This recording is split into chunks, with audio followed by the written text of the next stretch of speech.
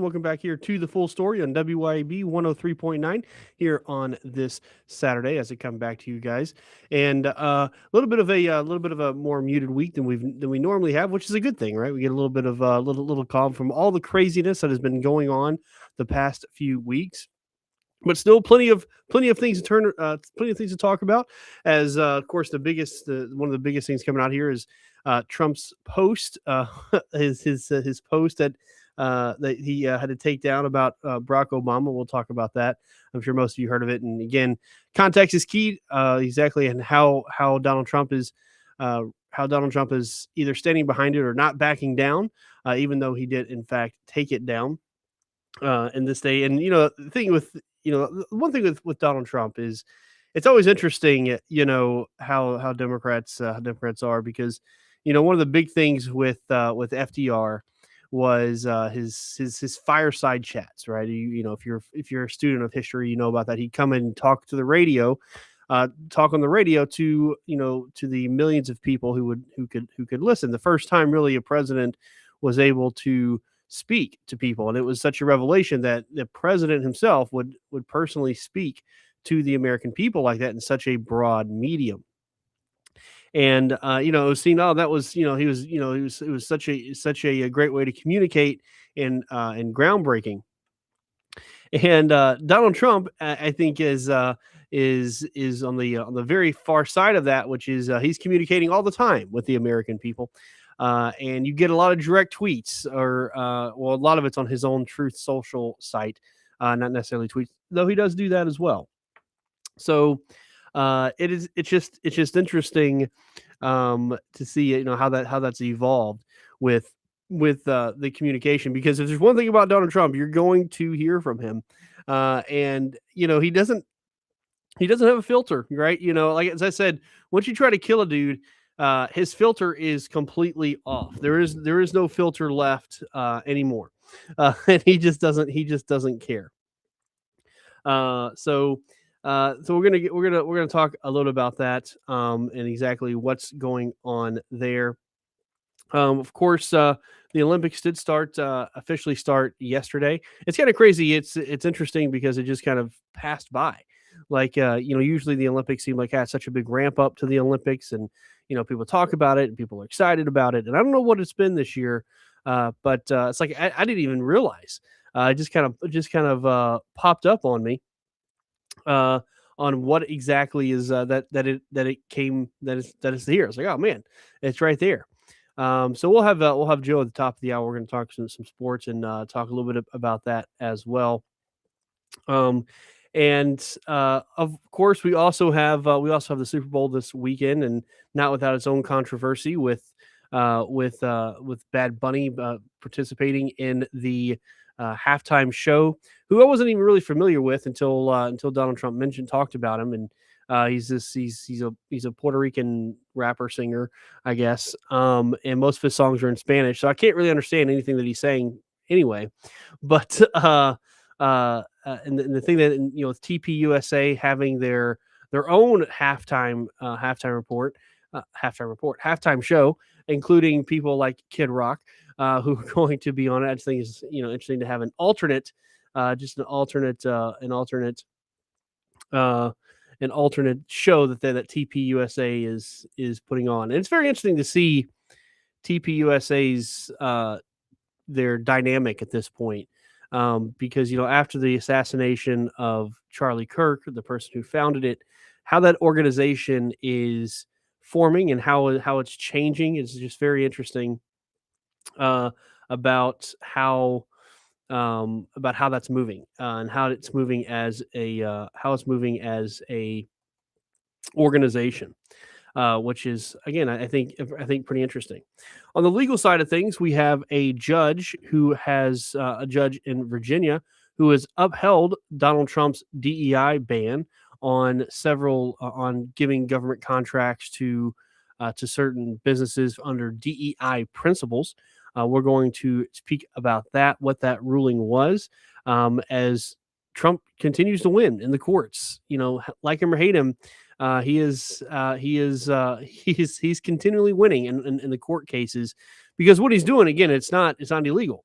What he's doing is he's taking out years and years of precedent that people have just been doing just to do it, but nothing that had to nothing that had to be there. They just did it for political purposes, and he's taking it out, and they're finding real quick, yeah, he can do that, and that's what he ran on. So and we're going to talk about that case, and about again, just another win on with Donald Trump with that. So like I said, quite a bit of quite a we still, even though even though it is uh even though it's a slower week this week, we still have plenty of stuff to talk about. If you want to call in at any time during the break, number 601-879-0002. But we're going to go ahead and take our first break right here. When we get back, we'll get right into the whole Donald Trump post issue. So keep it tuned here to the full story on WYAB 103.9.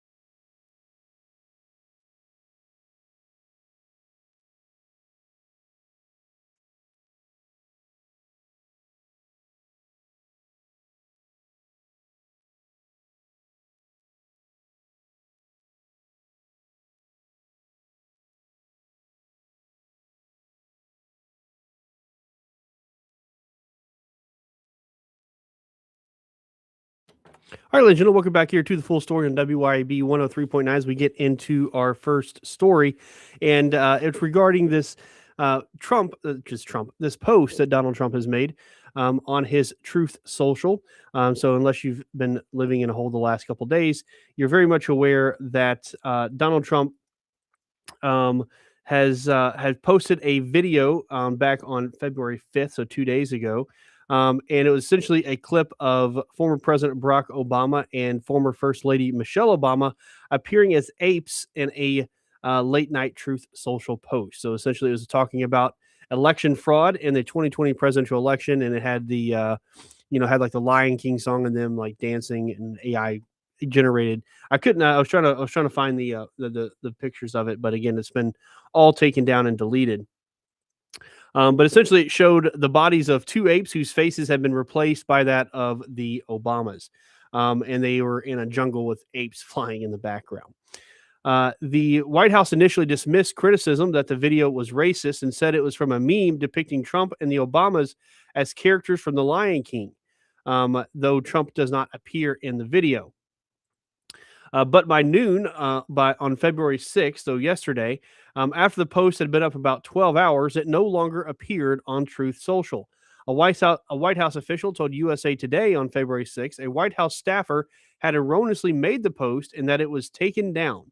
Trump personally ordered the post to be removed, according to a second White House official. The video was among more than 60 posts and reposts from Trump's Truth Social account made during a rapid flurry of activity that started around 10:36 p.m. Eastern time, and then ended around 12:25. So I don't know what was going on, but with 60 posts in 2 hours, I mean that's a post every other minute. So they were rapidly sending them out. I mean, it was obviously a video that was done through AI. So someone just typed in the prompt and then created it.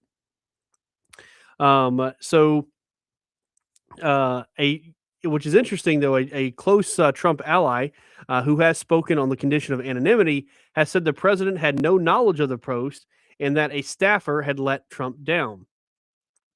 From what we know is that a small group of trusted White House officials have access to the president's social media account.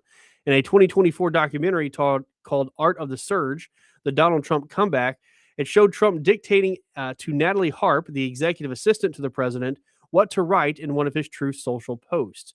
Dan Scavino, my apologies, who is White House Deputy Chief of Staff, is also believed to have access.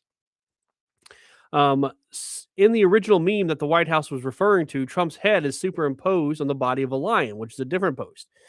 Faces of other politicians, including former President Joe Biden, California Governor Gavin Newsom, House Minority Leader Hakeem Jeffries, and U.S. Representative Alexandria Ocasio-Cortez, also appear as superimposed animals in the original video.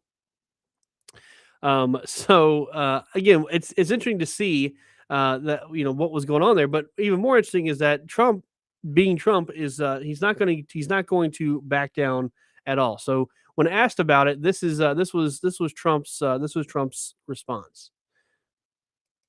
President, a number of Republicans are calling on you to apologize for that post.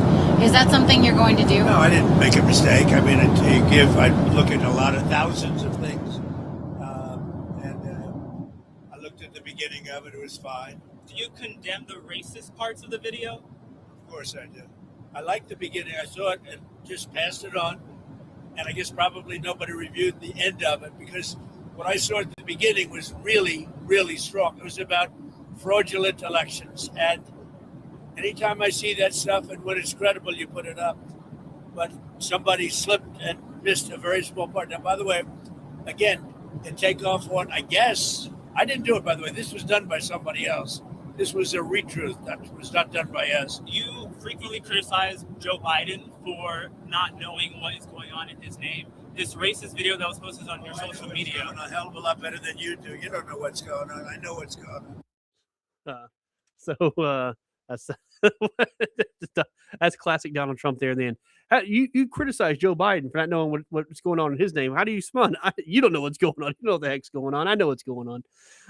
What a classic answer there from Donald Trump. But essentially, you can see him there He's not necessarily apologizing. He's essentially saying, I believe in the first part of the video.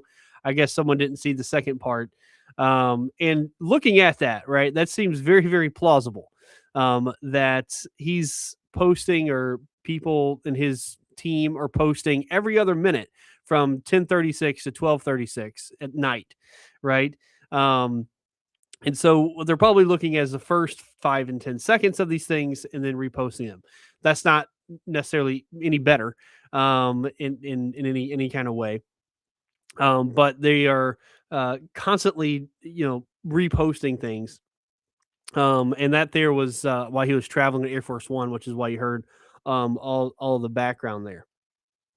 Um, when he was asked about calls from GOP lawmakers for him to apologize, and as you heard him there, he said, "I don't." He's not going to, even though he said he did condemn the part of the video with the Obamas looking like monkeys.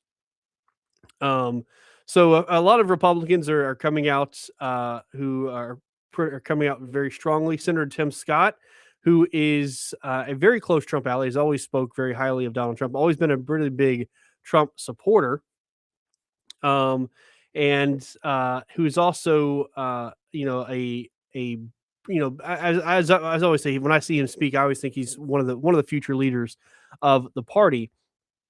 Wrote that he wrote on social media, quote, praying it was fake because it's the most racist thing I have seen out of this White House. Senator John Curtis, who is a Republican out of Utah, called the post blatantly racist and inexcusable. Senator Pete Ricketts, a Republican from Nebraska, said a reasonable person would deem the video racist and called for Trump to apologize. Your very own Senator Roger Wicker of Mississippi called the video totally unacceptable and also said an apology is in order.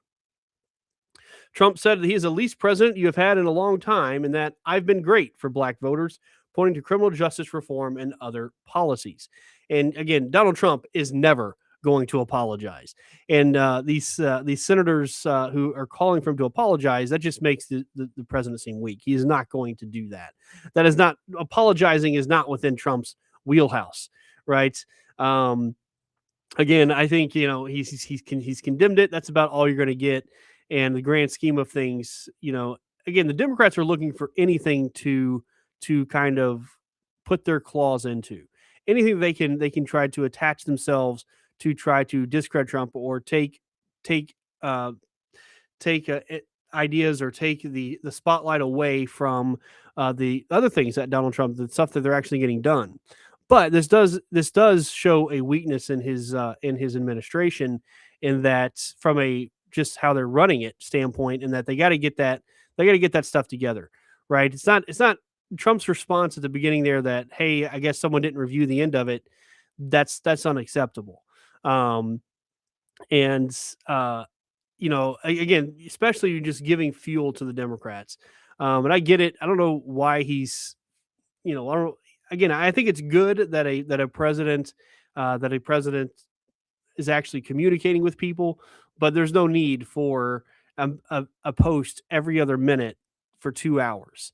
And again, from peoples of his staff or whoever's sending it, the executive assistant, again, just saying, oh, this is again, I truly believe what Donald Trump said in the beginning there, which again doesn't really improve things. When he says that, I agreed with the first part of it, which the first part of the video talked about election fraud in the 2020 election, which Trump is always loves talking about, and he's not afraid to send it right back, to share those things. And so I very much believe that they are posting so quickly. I mean, the video itself is more than a minute. So they probably reviewed the first 30 seconds of it. Oh, this is something that Donald Trump is like, and then repost it or retruth it, as he says there. So I have no doubt that's what happened. They probably didn't even see the monkey part of the Obama stuff, but that's still an issue. You can't have your staff or yourself just reposting things without fully reviewing it, especially as president of the United States. And if at the very least, just not to give your enemies fuel to the fire that they're always looking for. I mean, they're looking for every tiny thing. Um, Now, the Republicans in Congress got to chill a little bit. Again, and understand that little piece is, and you should never be calling. I don't know what kind of points they win in doing that. Saying, "Oh, the president should apologize." I mean, even Tim Scott, who again, said the post was bad, and Donald Trump said the post is bad. He condemns the racist parts of it, is what Donald Trump said. And Tim Scott, you didn't see him saying the president must apologize, right? And that's why that's why it's no senator should be in the party saying, "Oh, you must apologize." That just makes him look weak. Yeah, I think what Tim Scott said is right on point. Is that this is a racist video. I hope it's fake, right? But not calling on Trump to do anything. Again, that just calls weakness to your party. But people like Roger Wicker have no problem making the Republican Party look weaker. So again, it's okay to condemn the video, but not call on the president to apologize, especially Donald Trump, because he's not going to apologize for anything. Again, I think it does show that to Trump that, hey, we gotta, as in the military say, we got to clean up our shot group, right? And what that means is, when you're shooting at the range and you got shots all around the target, it's like we got to tighten it up, right? We got to get those bullets a little bit closer in. Let's tighten the reins a little bit to see what we're doing, making sure we have someone review. I mean, as big as the White House is, they could literally just hire a social media reviewer and say, okay, before we post, everything goes through the social media reviewer, and then it'll be post. They're big enough they could have that. Heck, Donald Trump could pay it out of his personal. He wouldn't have to be a public employee. Just be Donald Trump's personal media reviewer. Sounds like that's someone they possibly need. Pay him $70,000 a year. They'll be more than happy just to review everything before it gets posted and give a thumbs up or a thumbs down. But of course, the Democrats they're having a field day with it. Hakeem Jeffries said that this guy, talking about Trump, this guy is an unhinged bottom feeder, which is just, I mean, again, what do they start throwing these.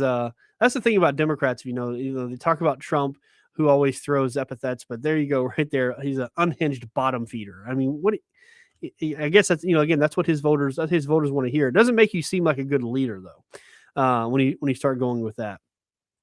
So we'll see. We'll see. Like I said, this is going to die down pretty quickly. I don't think it's going to last very long. Again, Donald Trump's is in his second term, but again, we're looking at midterms this year, and how the Republicans are going to do in midterms. And again, Republicans like that who are saying Donald Trump should apologize, they're just weakening the party. Again, there's nothing wrong with condemning the video, but calling on the president to apologize when he's in your party, that's just not, that's not going to help you at all in the midterms. Because then it's going to say, look, the Republicans know they're bad, right? It's like, okay, then I'll vote for the other party. That doesn't gain you votes. That's what at the end of the day, that I don't think that's what they're doing.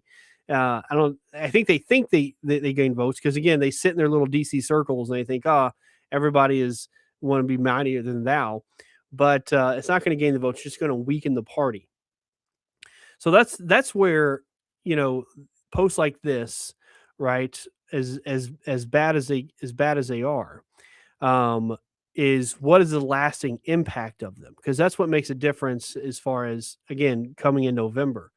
And I think again the video itself, people are going to wait. There's going to be so many things happen between now and November that this is going to be forgotten.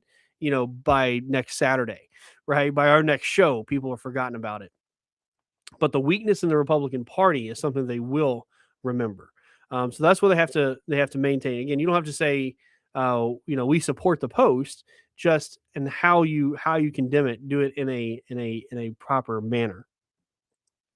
So like I said, I've talked a lot about on my show about the Republican Party and how they have been relatively weak in a lot of ways. and really just putting all the onerous on Donald Trump. I mean, they just want to like walk back and say, "Oh, this is Donald Trump thing," without actually trying to support him or pass laws. Again, he doesn't have to. Donald Trump does not have to do as many executive orders as he does, since he has control of Congress, but Congress doesn't act. So this is just another reason of the Republicans going to say, "Hey, how are we going to play it for the midterm elections?" Because, like I said, it's still not looking good for them in November. Okay, we're going to take another break right here. If you want to call in during the break, number 601-879-0002. But keep it tuned to the full story on WYAB 103.9.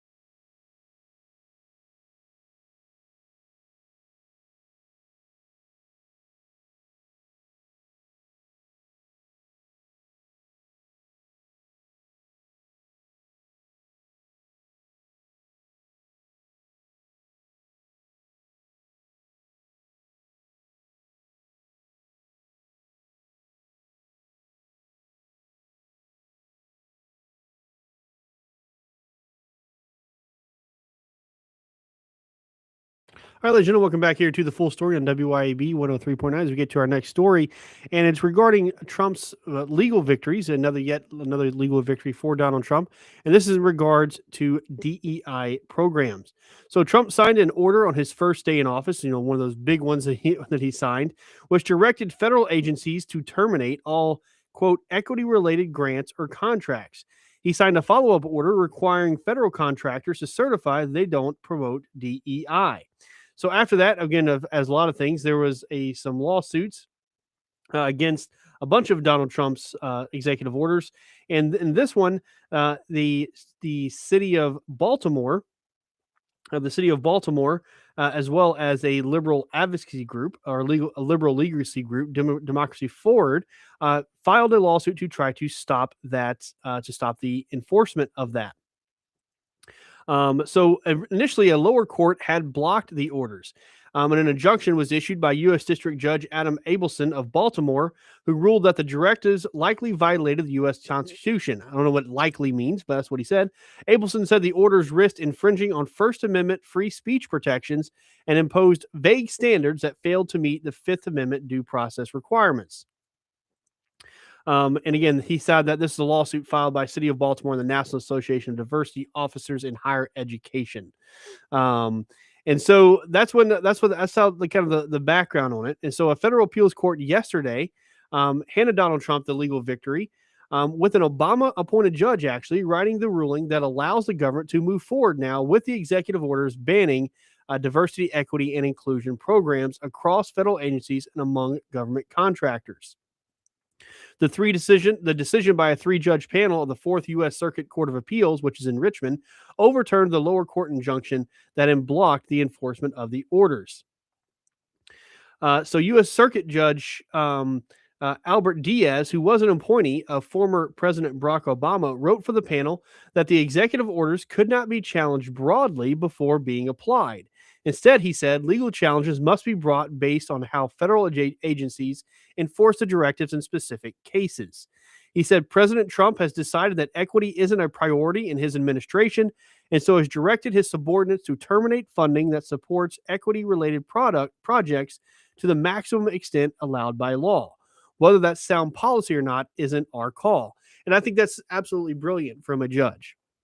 Because this is a judge who gets it, in that policy and law and legalness are two separate things. Something can be bad policy, but legally sound, or just legal, period, right? And that's essentially what he's saying here. And also that really there's been nothing to cause it. Now, these people are going to find someone, no doubt, and they're going to continuously sue. But essentially, what he's saying is just to cancel a whole program because it broadly, according to you, the plaintiffs, just because it broadly, you say it violates the Constitution, which I don't know, nothing in the Constitution guarantees equity, mind you. In fact, that I always say that equity is absolutely against what America is about. Equality and equity are two different things. Equality is something that America has always been, well, not always. Equality is something that we strive towards in our country. Is what the civil rights movement was about. It was about equality. It's why we tell things that equal opportunity, right? Which is a big part of the Civil Rights Act of 1964. Not equity, because equal opportunity is what that says. It's equal in making sure people have all the same opportunities, no matter whether you're race, sex, color, religion, or national origin. We all have the same opportunities, or at least open to the same opportunities, or can't be denied opportunities just because of how we're born. Whereas equity is about equal outcomes, right? That means no matter how you work or how good you are, your outcome should be equal to the person who is less smart, less hard of a worker because of their color. It's completely opposite. That's what blows my mind, is that somehow they've expertly switched that. They switched from equality to equity, and they did it pretty well, honestly. They just kind of started moving equity in there little bit by little bit. And all of a sudden, no one even talked about equality anymore, or equal opportunity. It's equal outcomes, equity.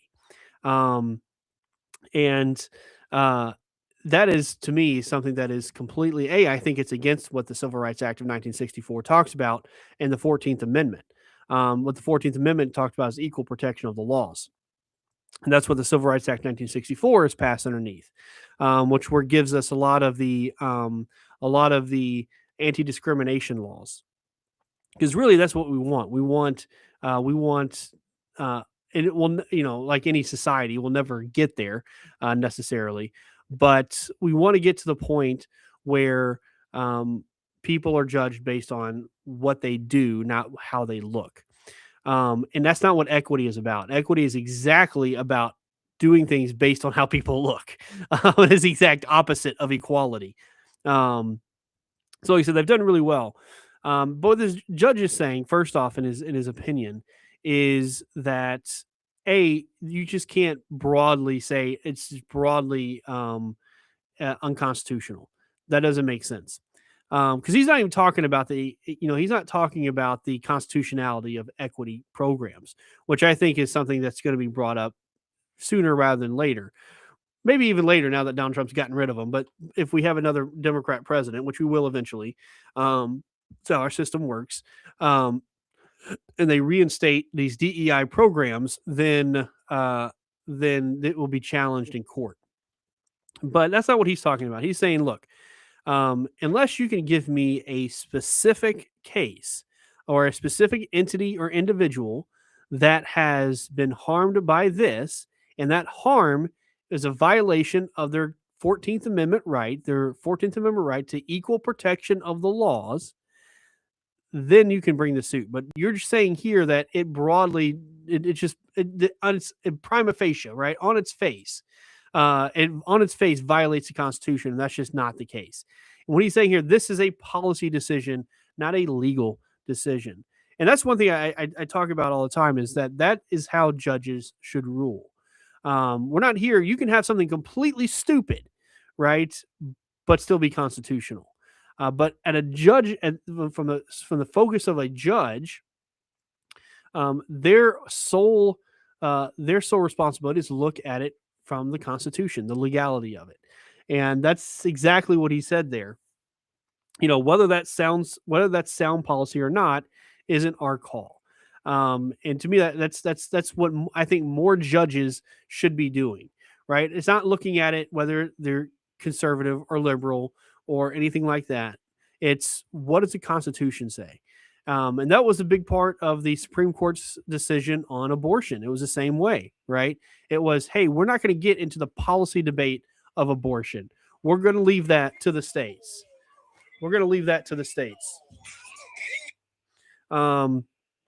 So I just find that again extremely refreshing, especially from a judge who is from appointed by a Democrat. So to me, I don't know what his other rulings are, so I'm not going to say he's a good judge or not, because he may have some crazy ones out there. But based solely on this, this is what judges should be going after, right? Legality, not policy. Legality, not morality. Right? That should be left up. Morality and those things should be left up to policymakers, not the judges.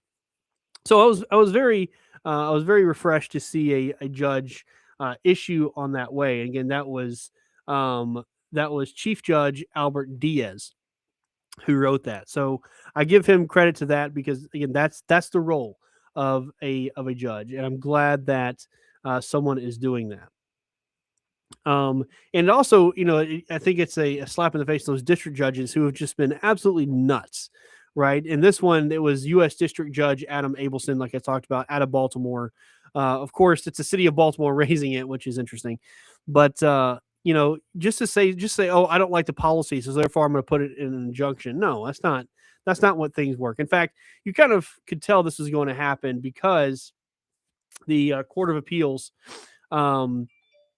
they actually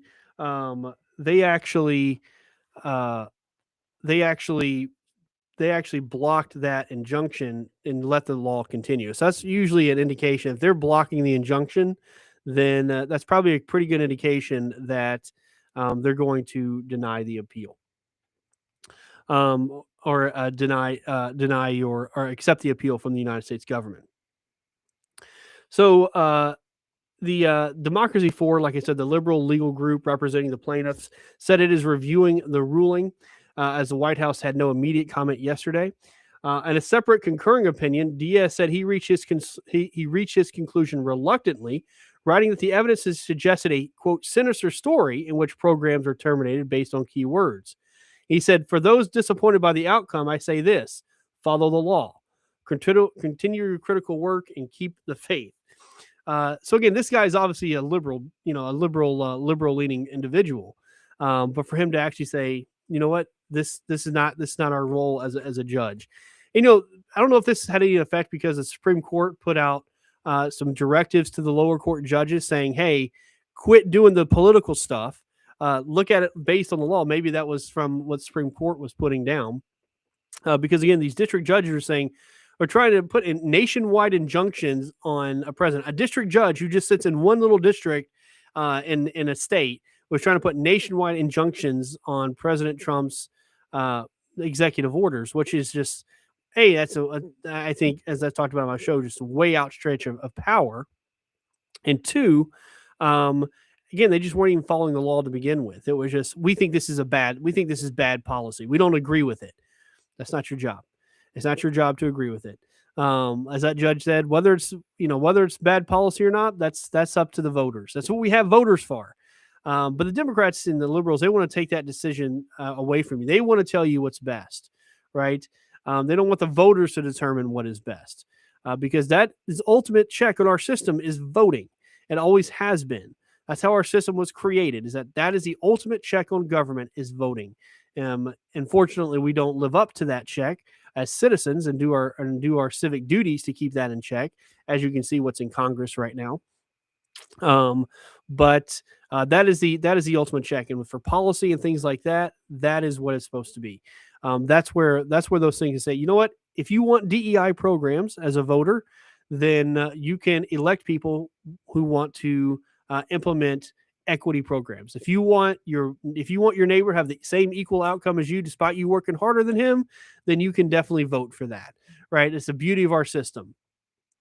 But you can't get judges to just, once you lose an election, to do what you want, just because you lost an election and your policies are no longer in effect, except it's the other party's policies. And again, we can't operate as a country like that either. Because again, if the voters do speak and they put in someone different, i.e., like this, Donald Trump, who's completely opposite of what was there previously, then that's what the people spoke. And to take away that power by having district judges essentially subvert that will, which is essentially subverting the will of the system, is completely against our system of government. It can't sustain itself that way. So I'm glad that a liberal judge in this case actually can, and there are some out there that can live up to their oath. All right, we're going to take another break right here. When we get back, we'll have a little bit of time before we get to the top of the hour. If you want to call in during the break, number 601-879-0002, but keep it tuned to the full story on WYAB 103.9.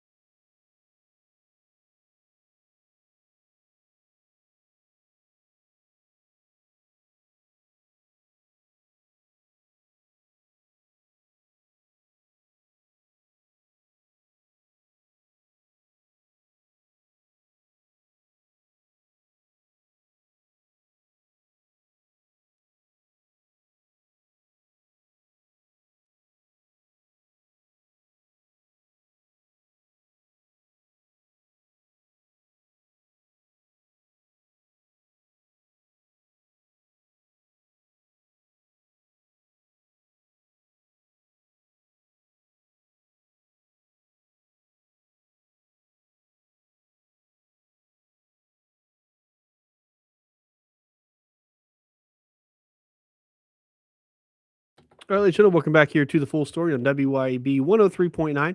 As I forgot to mention, we are, as always, streaming live on YouTube and Rumble. You can go to either one of those two things if you want to see what it looks like here in the radio, in the actual studio, in this beautiful radio face that is in front of the microphone. You can do so at either one of those things. You can also go to our website, regulatorsproductions.com, and see. You can see our different. Not only this show, information about this show, but also some of our other projects that we do with our production company. We do quite a few others. This is just one little piece of it, as we do quite a lot of in audio production, mostly in audio dramas and things like that. But it's a great place to go to get information about that if you're interested in doing so. Regulators Productions, we're also getting into the business of publishing novels, which we'll get into. As you know, here on the show, we interview quite a lot of authors, and I think there's a need there to put out the stories that otherwise wouldn't be heard by really the big five publishers. So we'll be getting into that very, very soon, and we'll be looking for authors very, very soon as well. So feel free to go to our website, regulatorsproductions.com, for more information on that, especially if you have a story that you may want to get out there. We may be interested in hearing it from you. Always looking from people. So at the top of the hour, we'll be getting back in with Joe. I was going to update us. Of course, this is a big weekend with the Super Bowl as well as the Olympics just starting. A lot of sports going on at the moment, especially in the next 2 weeks with the Olympics. And man, like I said, it seems like the Olympics have maybe just seemed smaller. I don't know why. Maybe I've just been so focused on everything that's been happening in Minneapolis, all the different crazy news cycle that we've had. Maybe that's what it's been, is that it's hard to remember that, hey, there's Olympics are a thing. And that's kind of supposed to be the joy of sports, right? Is that it brings us away from those issues. But at the opening ceremony yesterday, they had this message of peace, and like the Olympics should be more than just about sports. And it's like, you know what? It should just be about sports. The Olympics generally is about peace. We put away things just to go compete. That's the original flavor of the Olympics. But let's not make the Olympics political. I think there's a fine line there, right? We have a truce during the Olympics, right? No new wars start during the Olympics. It's going all the way back to Greek times. But at the same time, let's not make it about political statements, because there's several different countries that don't necessarily agree with that, and it could just throw people off. Speaking of the Olympics, Brandi Carlile will be performing right before the Olympics. We play her music quite a bit here, which I find I'm not the Olympics, before the Super Bowl. And I say Olympics, I was still in my mind. She'll be playing before the Super Bowl. She's again a artist that we regularly play here. An interesting choice, I would say, for the Super Bowl. I wouldn't say Brandi Carlile fans necessarily Super Bowl fans, but here we are. So I will close this out for this hour until we get to the top, and we'll be right back with another Brandi Carlile song, her most famous song, Brandi Carlile, The Story. But we will be right back after the top of the hour. So keep it tuned right here to the Full Story on WYAB 103.9. All of these lines across my face tell you the story of who I am. So many stories of where I've been, and now I got to where I am. But these stories don't mean anything when you've got no one to tell them to.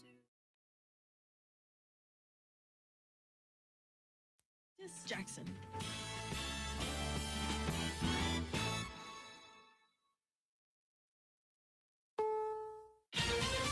This is CBS News on the Hour, your home for original reporting. I'm Allison Keys. Icy streets, dangerous temperatures, high winds, and snow in some places in the Northeast and the Great Lakes are making for a miserable Saturday. CBS News meteorologist Craig Allen with what to expect. High wind warnings are in effect, driving the cold all the way down through Maryland into Washington, D.C., western portions of Virginia into the western sections of North Carolina as well. That's a high wind warning, meaning winds gusting over 50 miles per hour. There's much excitement at the Winter Olympics, and people are still talking about the spectacular show that brought joy to fans. CBS's Kelly O'Grady is there. Even with the athletes competing fiercely, the theme of last night's opening ceremony was harmony. A star-studded performance for an audience of over 2 billion across the globe. As well as those in the stands, including many Americans. What are you most excited to see at the opening ceremony? All the country is the best. Why? It brings the world together. Let's go. A day before the Super Bowl, last-minute checks of serious security, even though so far there are no credible threats. CBS's Anna Schechter explains why. Security experts aren't just worried about a nefarious actor who might use a drone to drop something into the stadium. They're also worried about hobbyists who maybe by mistake lose contact with the drone. And if the drone falls down onto the field or into the stands, fans or players could get injured. Sports betting is a big deal for some during the Super Bowl. CBS's Michael Wallace. Last week, the Trump administration loosened the regulations on markets like Kalshi and Polymarket, making it easier for them to accept sports bets. One analyst estimates 90% of the trading volume on Kalshi is sports betting. The NFL has said it will not participate in prediction markets, fearing they pose a risk to the integrity of sporting events. The league barred ads for prediction markets from airing during the Super Bowl. Michael Wallace, CBS News. There are no new leads in the search for the mother of Today Show co-host Savannah Guthrie. CBS's Elaine Quijano. Late Friday, the road in front of Nancy Guthrie's home was shut down so investigators could conduct a follow-up search at the house and the surrounding areas. At the same time, the FBI and Pima County Sheriff said they're reviewing what they described as a new message in connection with her disappearance. In a statement posted on X, they said investigators are actively inspecting the information provided in the message for its authenticity. President Trump says investigators have made a lot of progress and there could be answers coming up soon. This is CBS News. Take control of your financial life. Follow and listen to Money Watch with Jill Schlesinger on the free Odyssey app or wherever you get your podcasts.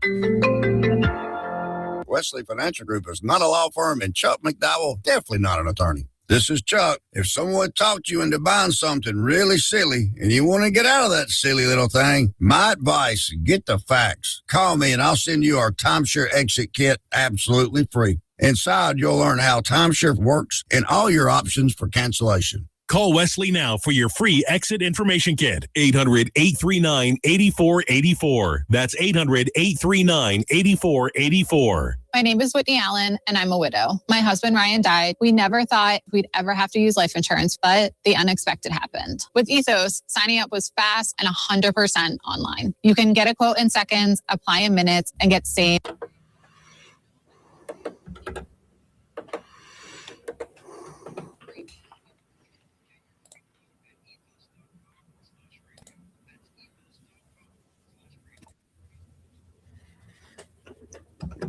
Hey man, can you hear me? Yes. How's it going? Good. Okay. So I thought again we talk. The Olympics started yesterday. Oh, I switched cameras too. I'm in the wrong camera.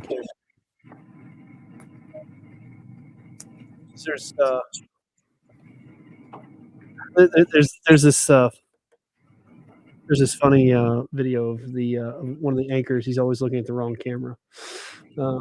Gonna make sure I get the right one. There we go.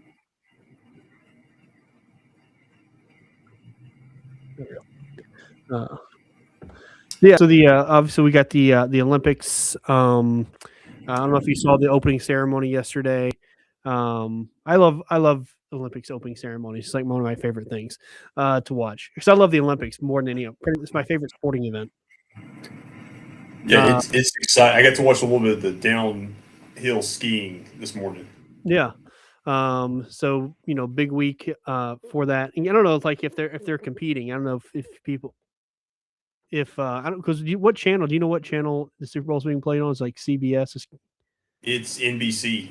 Actually. Oh, the same one with the Olympics. Oh, okay. Well, I guess they can they can protect against that then. They're on a rotation where I think they have like a 4-year cycle where CBS, Fox, NBC, and ABC rotate the Super Bowl. Okay. Wow. So the NBC have lucked out in getting the Super Bowl and the Olympics in the same year. And actually, the last time they had the Winter Olympics in 2022, it was the same issue for the same thing. I guess because they alternate. There's 4 of them. They alternate every 4 years. It's always going to be a problem. Yeah. I guess except for the Summer Olympics. Mm-hmm. Yep. But sorry, I always check to see where we are on the live rate on the live feed. Okay, we're about to hit. Okay, awesome.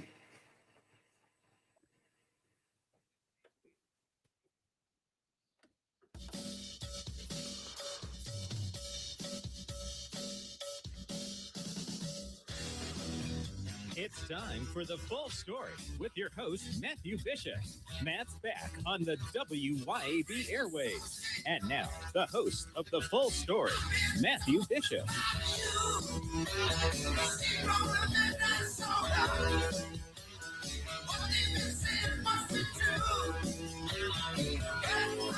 All right, ladies and gentlemen, welcome back here to the full story on WYAB 103.9. Some great discussions there on the first hour regarding Donald Trump's legal wins with DEI programs, which we finished up with there. This second hour, we're going to start here with our sports segment, but we're going to cover some really good topics, including a leak from the Department of Homeland Security that leaked information about different ICE agents and what they're doing about that. So the leaking of information is an older story, but they recently fired someone this week who they think could have been a part of it.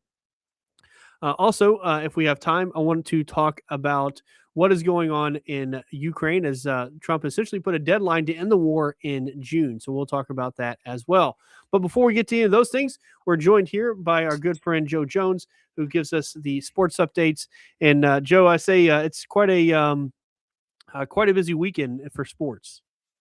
Yeah, it really is. From the Winter Olympics getting started, opening ceremonies yesterday, Super Bowl Sunday, college basketball in full swing.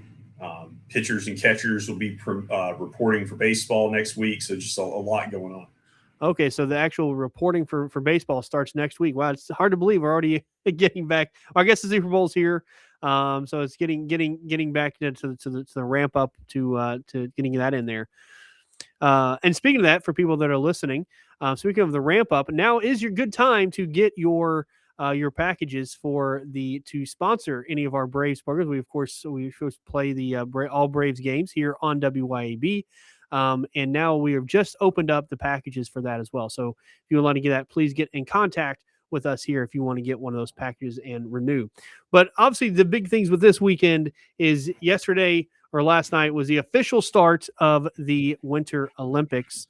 And, I was talking to you, Joe, earlier. I don't know what it is, about the, maybe it's even though they've gotten rid of the amateurism of it, there's obviously professionals now are in it. But, to me, it's almost like what college used to be. It's like, people are playing for the joy of the sport, not necessarily for a paycheck. Yeah, I think so. I think you still have that playing to win the gold or silver medal that just excites people. I think it's also the uniqueness of it only being played every 4 years or 2 years if you're looking at the summer versus the Olympic cycle. And I feel like when we all get caught up in watching football, basketball, baseball, soccer, or even hockey, when you're watching a lot of those 4 or 5 kind of main sports, you're kind of searching for something a little bit more creative, a little different. And I think that's something that the Olympics offers that is exciting and refreshing for people. Yeah, and like you said, for a lot of these sports, a lot of these athletes, they don't get a lot of money for. I mean, obviously you have your exception. You have your Lindsey Vonns and your Simone Biles. You have those kind of people who are obviously making millions in deals in advertising and things like that. But most of these people, right? Like you're the skeleton racer. You're not getting big endorsements. So this is it. Like they spend their time and money for years to get to this point, and it's again it's for the love of the sport and the love of competition, which is, to me, that's why I love seeing those athletes and being able to do that, because it's just refreshing to see, as we've, again, essentially, if we talk about a lot on this show, lost college sports. That's no longer the case, well, at least for college football. So it's good to see these people actually, fight. And again, the fact that you represent your country, you're not representing a private team, is that inherent pride in seeing them.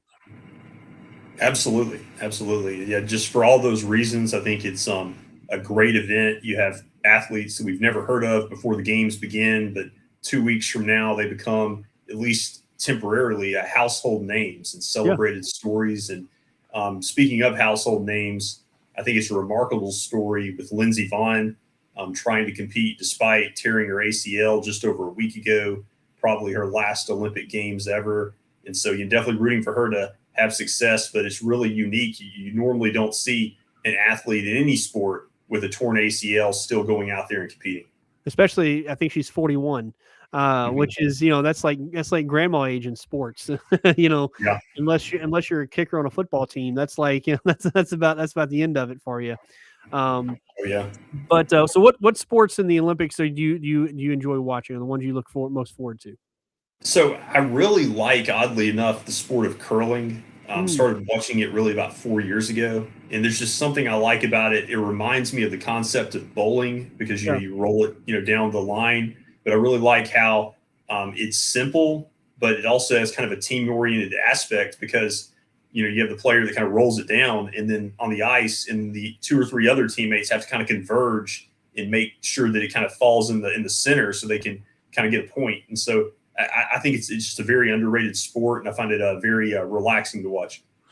Yeah, and the great thing about curling is it's like the guys who can play it are like the guys from your local bars. Like, yeah, we're gonna get together and gonna make a curling thing. It's like, you know what? If I wanted to if there's one sport that I could possibly still make it to the Olympics, I could try to do that one, right?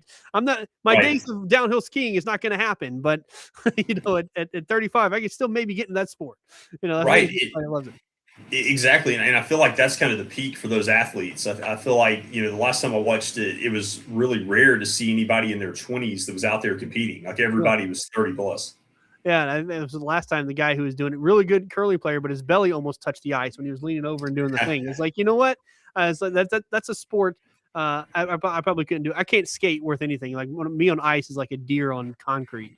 It just doesn't work. But that's one of the things I love about that sport. But no, it's exciting for the next 2 weeks. So that'll be on. Seeing those. I'm looking most forward to the hockey games, even though we can see hockey all the time. It's just nothing better than seeing. And this year's different because the NHL has allowed their players to play in the Olympics. And years past, they haven't allowed that. So we'll see how that changes. That and any of the sledding sports, the bobsled, the skeleton, and just the extreme athleticism of the ice skaters just blows my mind. But of course, the other major sport going on this week is the Super Bowl.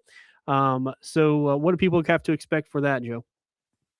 I think that it's one of those matchups where you're most excited if you're a Seahawks fan or a Patriots fan. I think if you're not a big fan of one of those teams, this is not, the ideal matchup for you.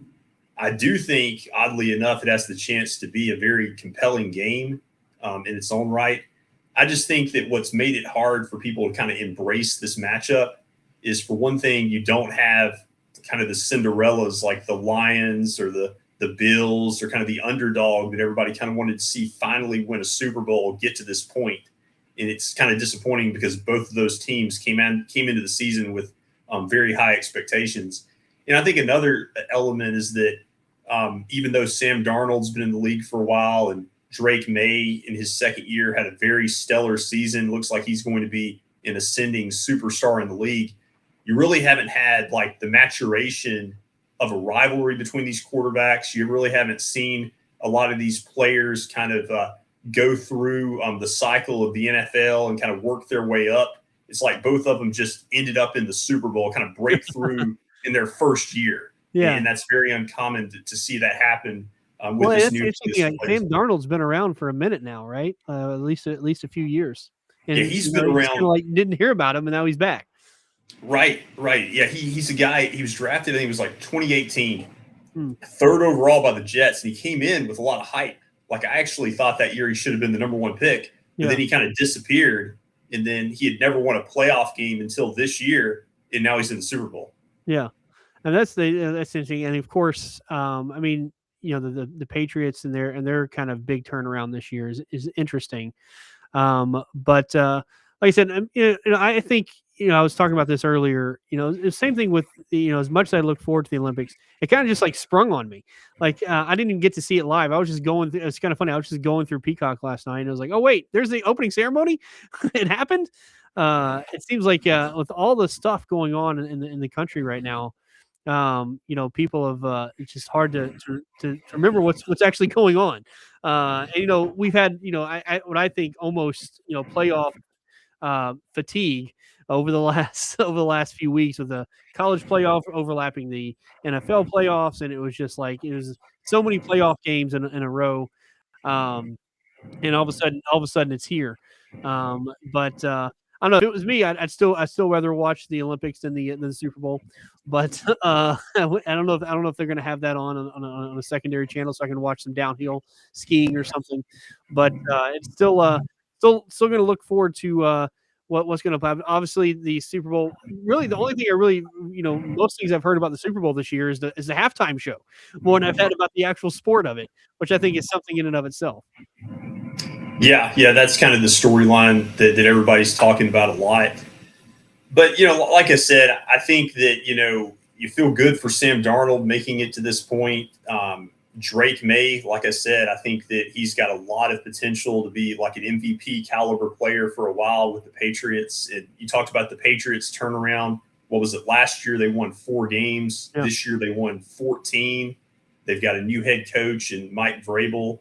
So, you feel good for both teams to be in this game, but it's just kind of one of those weird matchups where you kind of lack, that either that villain or that team that everybody wants to cheer for. You kind of just have a Super Bowl where, like I said, unless you're a big fan of one of these teams, you're maybe not quite as engaged.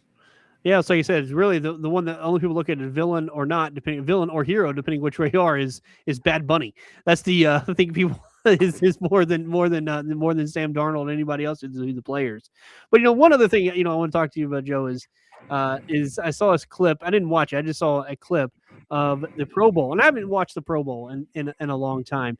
And now I saw they're actually doing flag football in the Pro Bowl, and I was like, what at this point? I think the NHL does a great job with their All-Star games or their All-Star series. MLB does a great job with it, and the different competitions of skill. But the NFL is like, what's going on? Is there any future to this at this point? Because no one's going to watch a bunch of grown men playing flag football. I don't think so, and I think it's gotten worse and worse because gone are the days when you had the Pro Bowl in Hawaii. It was a really cool event. It was the week after the Super Bowl, and you had all the stars mostly participating. And now it's not even on a weekend. I think they play kind of hidden, amongst other sports going on TV. And so, I just don't see it going anywhere back. I would say that it's got a worse chance than amateurism in college sports. Yeah, it's just it's like it's the crazy thing because it's such a the All-Star weekend in baseball is such a big weekend in baseball, right? And it's such an honor to be an All-Star and to compete in one of the games. And same thing the NHL with their series that they do. And I think maybe I don't know if that's the future of the NFL. Do it sort of how they do it instead of doing it at the end of the season, doing it in the middle of the season, like both hockey and baseball does. I don't know. I actually don't know what basketball does, but maybe I don't know if that's the future to it. While there's just to get people out because middle of the season makes a lot of sense because people are getting we're in that middle of it. We need a refresh right of the regular season. So I don't know. Do you think something like that could work, or do you think it's just time just to nix it all together? I would probably nix it if it's going to be the way it is and just name like a Pro Bowl team. Like, we'll have our voting. These are our Pro Bowl players. They can, get, recognition. But I don't think a game is really necessary anymore. I know in basketball, they kind of put theirs kind of past the midway point of the season, like February. But I feel like with football, if it's going to be played the way football is played, I think it would be hard to put it anywhere but kind of after the season because players might opt out. I feel like if it was kind of in the middle and kind of treat it as an extra bye week. But, I think the other thing, kind of to your point about how we have playoff fatigue, I feel like, college football and the NFL, they do need to be a little bit careful with the more games they've added, like the more rounds. Like I think that sometimes too much of something is not always a good thing. It can definitely lead to fatigue and kind of where we are now. Yeah, and make really the regular season almost worthless if you have so many teams in the playoffs. Like, what is even the purpose of this? But that's an interesting thing about football, compared to like other sports, is that you see it in college that people just declining to even go, not even go to the super, don't even go to the Pro Bowl, don't go to bowl games. He's like, I'm just not going to go, which is just just one of the thing about football. They got to figure out what they're going to do with their identity.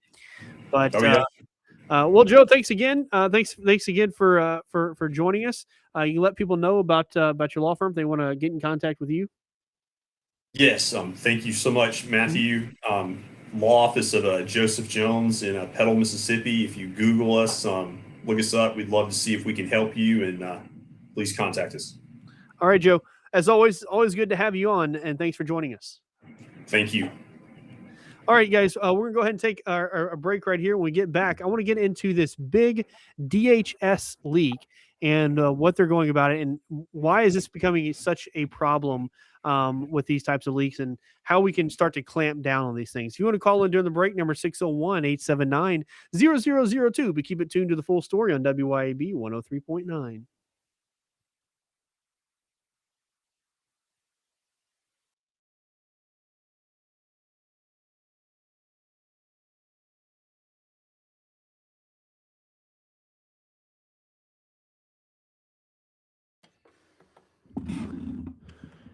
Hear the full story.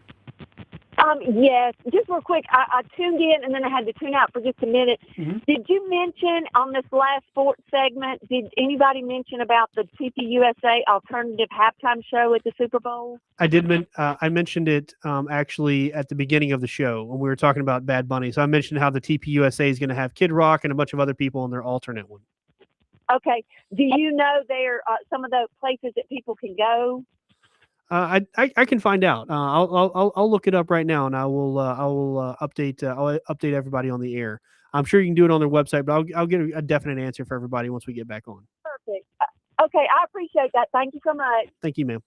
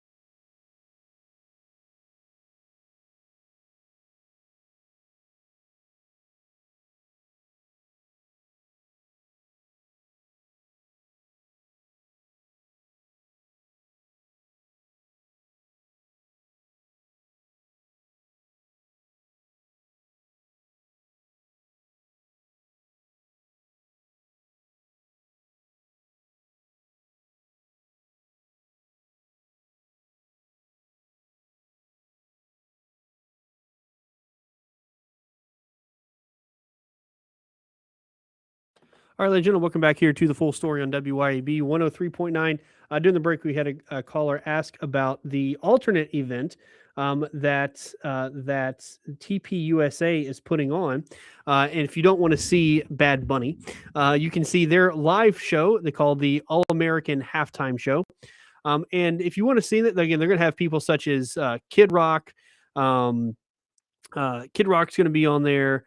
As well as he's going to be the headliner of the show, but also Brantley Gilbert, Lee Brice, and Gabby Barrett will also perform. If you want to find that out, if you want to get it there, you can go to it's going to be streaming live on their YouTube and Rumble channels. So just the same platforms that we stream live on, they're going to be streaming live that in there. So if you're listening to us on either one of those, you already know how to do it. But if you don't, you can go to their website, tpusa.com, and you can go to the top left of their website, and you'll see different icons for YouTube and Rumble. Just click on one of those and it'll take you straight to their channel, and then you'll be able to see it right from there. So that's the easiest way if you don't want to try to hunt them on Rumble or YouTube. Just go right to their website, tpusa.com, and go to the top left to select YouTube or Rumble to watch those live programs. So I'm glad the caller did that. If you don't want to see Bad Bunny, that's what you can see at the time. Again, I'd rather just watch the Olympics over the Super Bowl period. But they haven't had really a good, as a person who loves music and has been involved in music. Obviously, I own a production company where we produce music. It is, they haven't had a good halftime show in a long time. Probably since like Prince or something, when he played, Purple Rain in the Rain. But maybe that was the last good one. But man, it's just been a long time since they've had, at least from my memory. And a couple years ago, it was just horrible. It's like a pregnant Rihanna. I don't know what they were doing. I don't know how they decide any of these things or who does it. Because it's just never really that interesting. But the story I want to cover next is regarding the Department of Homeland Security, as they have fired a senior official for allegedly leaking sensitive information. So they fired him on Thursday after it was revealed that the officer was leaking sensitive personal information about CBP, that's Customs and Border Patrol, personnel, as well as negotiations regarding the border wall to the press, according to sources within the department. The official, who was unnamed, was marched out of his CBP office in Washington, D.C. after DHS discovered the leak. As DHS spokesperson said, as DHS law enforcement face an 8,000% increase in death threats, leaking law enforcement sensitive information is abhorrently dangerous. DHS is agnostic about your standing, tenure, political appointment, or status as a career civil servant. We will track down leakers and prosecute them to the fullest extent of the law.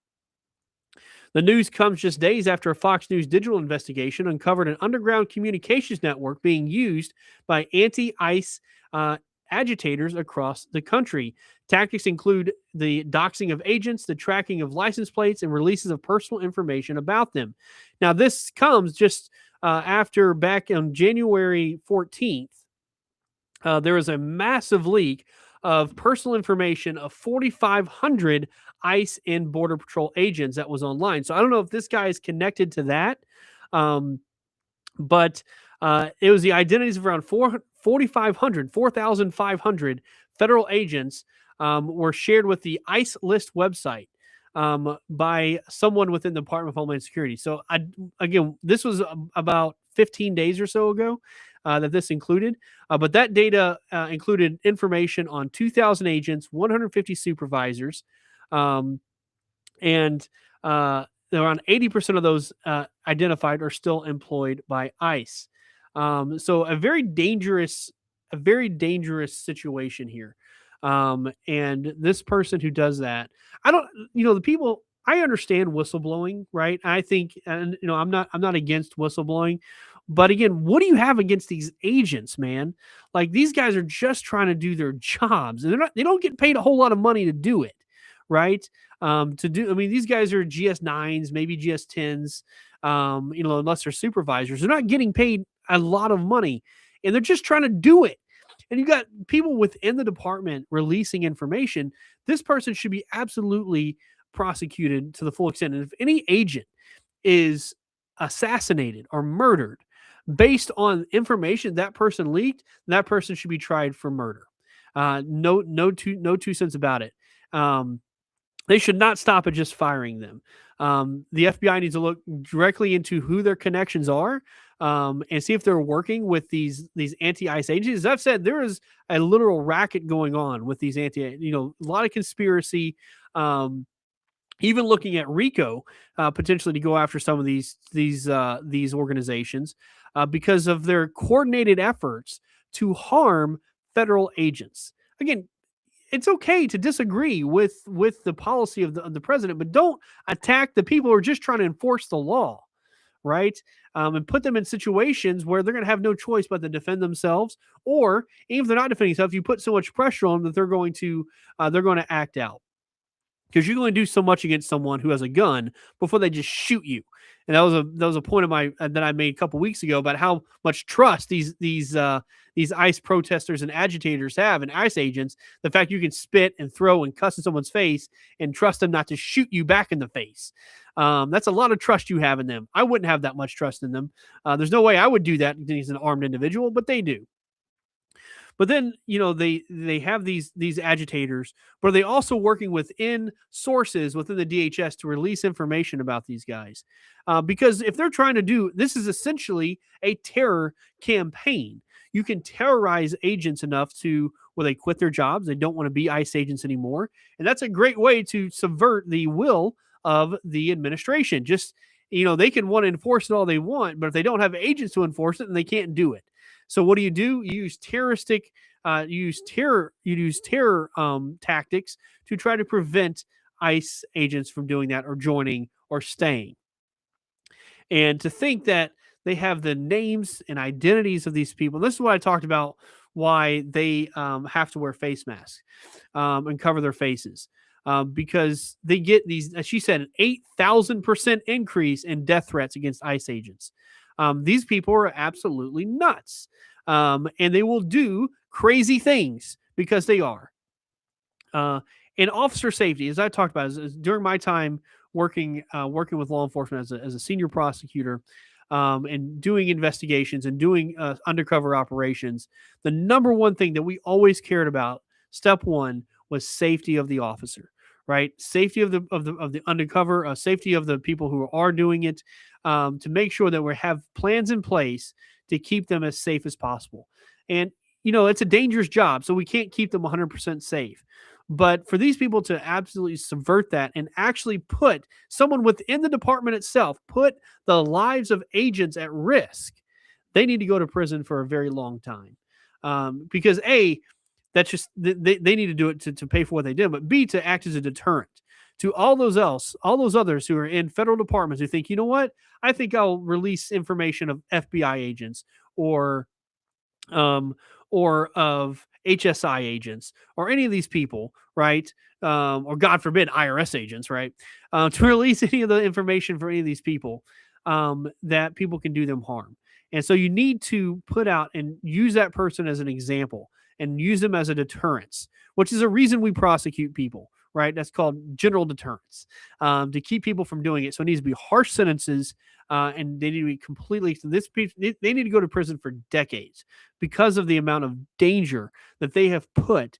People are just trying to do their job. They're not political. They're not here to say, they're not personal supporters of Donald Trump, or at least out there saying it, right? They may be supporters of Trump, but they're not there to say they're Trump's soldiers, right? They are there to try to enforce an order that they have been given. That's it.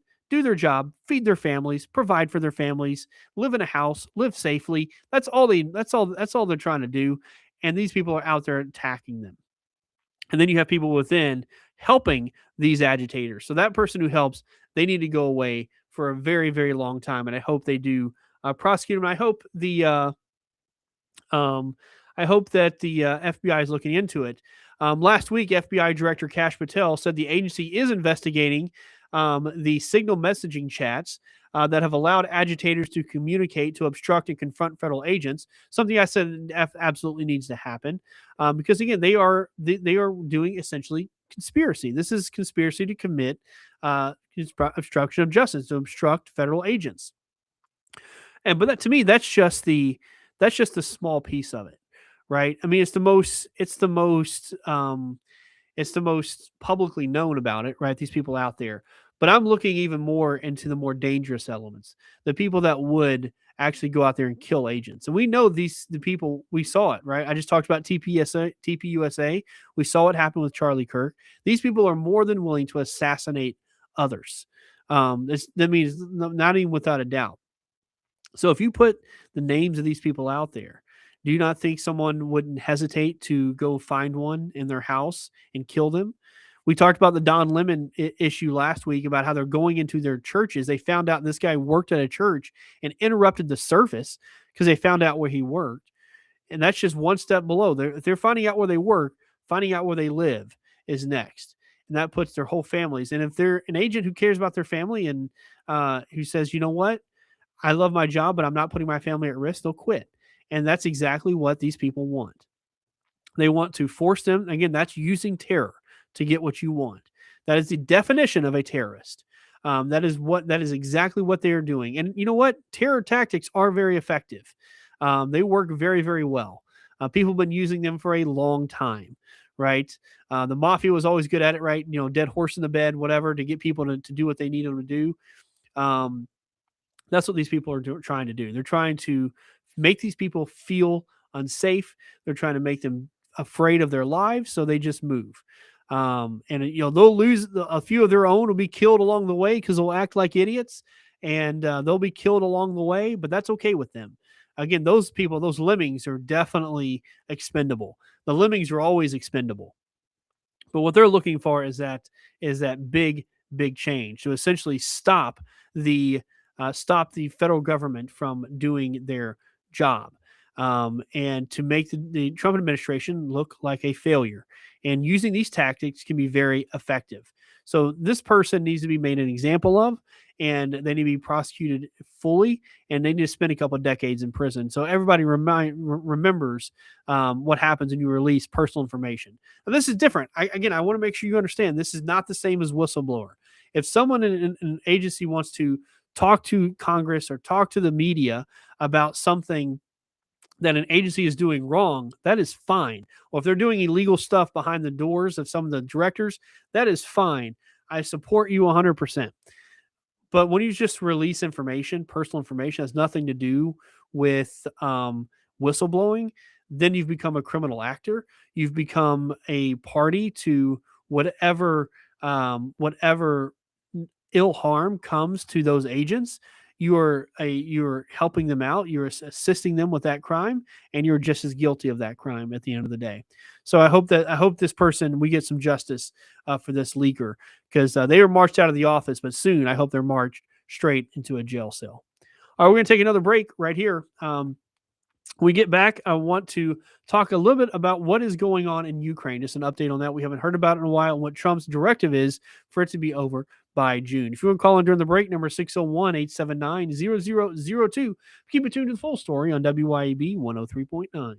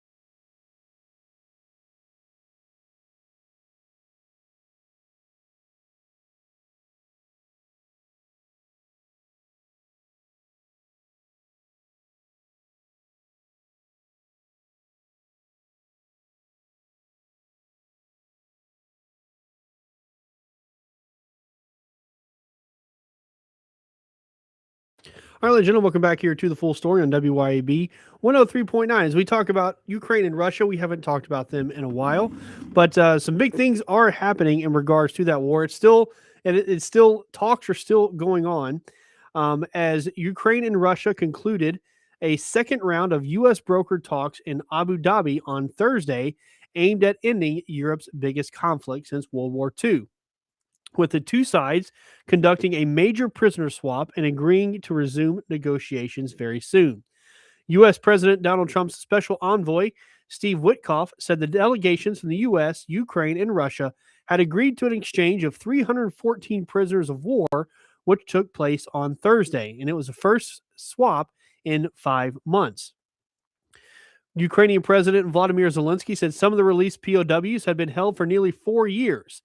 He said the next round of talks would be held very soon, likely in the United States, which would be a pretty big deal if both Zelensky and Putin met together in the United States. That would be absolutely huge. Witkoff, writing on X, said the discussions were constructive and focused on how to create the conditions for a durable peace. He said the talks demonstrate that sustained diplomatic engagement is delivering tangible results in advancing efforts to end the war in Ukraine. Zelensky, speaking in his nightly video address, said Ukraine favored any diplomatic format that can realistically bring peace closer and make it reliable, lasting, and such that deprives Russia of the appetite to continue fighting. Speaking earlier alongside Polish Prime Minister Donald Tusk, Zelensky said the talks covered the main differences between the two sides. So they each exchanged 157 prisoners. According to the Russian Defense Ministry, 3 civilians from the Kursk regions were also returned to Russia. So despite pressure by the Trump administration on Kyiv and Moscow to find a compromise, fighting has continued to rage along the 1,200-kilometer or 750-mile, if you're an American, front line. And this is also coming now as Vladimir Zelensky has said that he is giving them a June deadline to end the war. So that's what Zelensky told reporters as those talks wrapped up. If the June deadline is not met, the Trump administration would likely put pressure on both sides to meet it, according to Zelensky. He said, the Americans are proposing the parties to end the war by the beginning of this summer and will probably put pressure on the parties precisely according to this schedule, which makes sense. Like, let's wrap this thing up. If you don't put pressure on someone, then things don't happen. And he said they say they want to do everything by June, and they would do everything to end the war, and they want a clear schedule of all events. He said the U.S. proposed holding the next round of trilateral talks next week in their country for the first time, likely in Miami. And he said, we have confirmed our participation. Miami, of course, being close to Mar-a-Lago down there. It's kind of interesting to me how Mar-a-Lago and Florida have essentially become like the second capital. As Donald Trump holds a lot of meetings down there. Of course, it's a lot nicer being around people who generally like you than it is in D.C. Of course, he's not the first president to do that. Of course, George W. Bush had a lot of talks at his ranch, and so did Ronald Reagan and his ranch in California.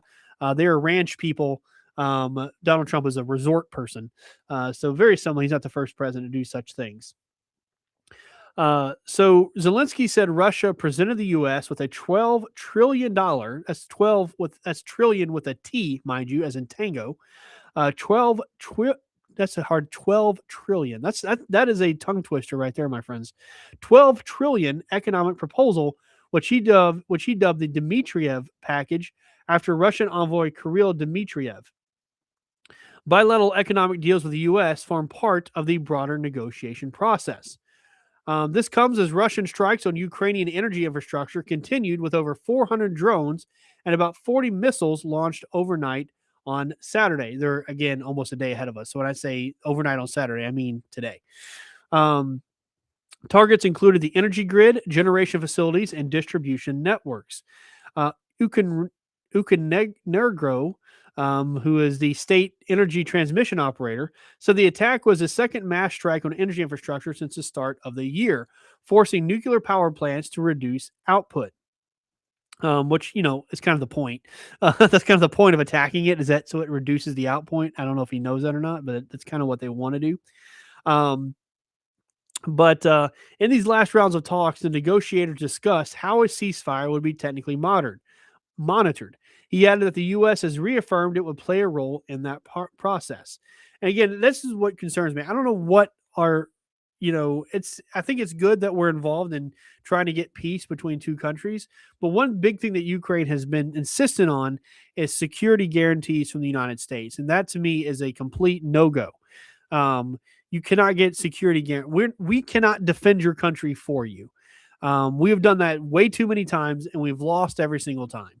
I say our days of defending other countries are over. We're not here to be other countries' army, which is essentially what we've been doing for Europe for the past, since the end of World War II, essentially. We bailed them out of World War II. We defeated Hitler for them. And then, us in the Red Army. And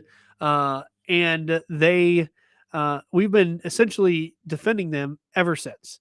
They don't spend money on their own defense, and we can't have another security guarantee, another war in Ukraine, right? Because again, as I ask people, when people talk about security guarantees, do you care so much for Ukraine that you would send your own son or daughter to fight a war in that area? And I think the answer for most Americans is no. But they don't think of it that way. They think, this mystical soldier that can go down. To them, it doesn't affect their everyday life. They don't see the human effect of what war has and what it takes from people because they've never experienced it.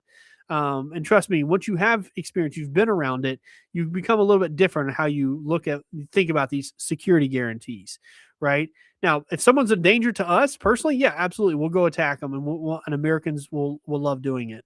But defending others, that's not what we're about. That's not what we do, especially after founding fathers have warned against it. All right, we're going to take our last break right here. When we get back, we'll do This Day in History. But keep it tuned to The Full Story on WYAB 103.9.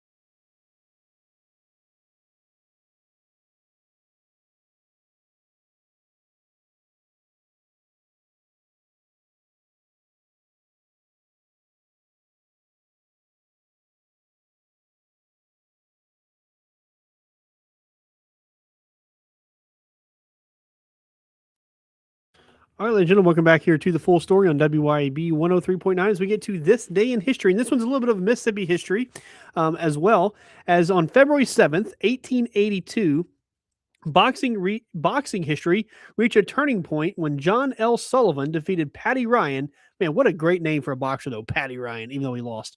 And what is widely considered the last bare-knuckle heavyweight championship fight.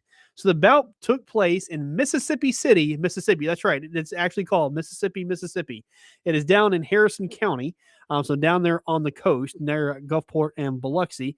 It was an old community. It was eventually annexed by Gulfport in 1965. But that's where it happened, Mississippi, Mississippi, and very original name. And the rules of bare-knuckle boxing, if you didn't know, is known as the London Prize Ring Rules, and included no gloves, and rounds only ended when a fighter was knocked down. Wrestling and clinching were allowed, so a little bit like MMA, and fights could last hours because again, there wasn't loss until someone fell or knocked out. That's what the end of it was. Now, despite the fact they usually last hours, this one lasted only or just under 10 minutes, which is again shockingly short for the era. And he knocked Ryan out in the 9th round. So the victory crowned Sullivan as the heavyweight champion of the world and launched him into international fame. Now, Sullivan didn't just stop there because he bridged the era between the two eras of boxing, because he won the championship bare knuckle, and then he later defended it under the new required rules of wearing gloves, which is known as the Marquess of Queensberry rules. And his famous fight against Jake Kilrain in 1889, a year later, is when he took that one. So this was an interesting part of Mississippi and boxing history. All right, that's all I have for you guys today. We'll see you again next week. As always, you can go to regulatorsproductions.com to follow us there.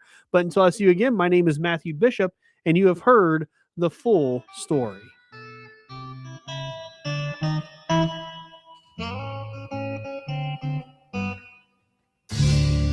Bye, bye, bye, baby, bye, bye.